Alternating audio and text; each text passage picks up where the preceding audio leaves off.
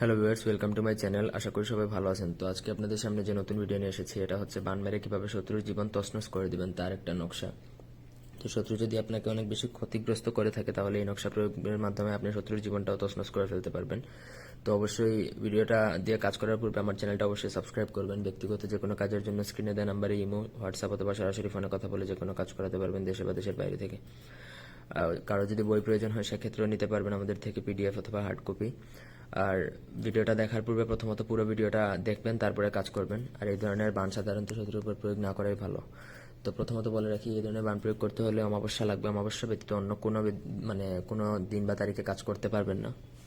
তারপর আপনাকে শত্রুর এক টুকরা কাপড় সংগ্রহ করতে হবে।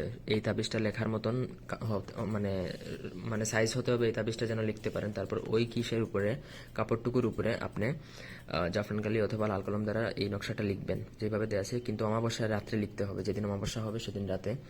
লিখার পরে আপনার যখন সম্পূর্ণ লেখাটা শেষ হয়ে যাবে, তারপর আপনার নিচে যেই শত্রু তার নামটাও লিখবেন, এবং সে যদি ছেলে হয় তাহলে তার বাবার নাম, সে যদি মেয়ে হয় তাহলে তার মায়ের নাম লিখে নকশাটা লেখা কমপ্লিট করবেন।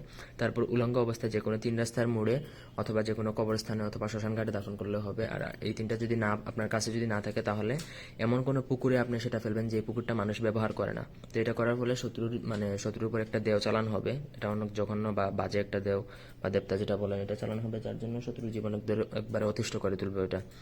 তো প্রথমত বললে এটা কোনো খারাপ উদ্দেশ্যে ব্যবহার করবেন না। অবশ্যই আমার চ্যানেলটা সাবস্ক্রাইব করবেন। ব্যক্তিগত যে কোনো কাজে স্ক্রিনে দেওয়া নাম্বারে যোগাযোগ করবেন। ধন্যবাদ সবাইকে আমাদের সাথে থাকার জন্য। আল্লাহ হাফেজ।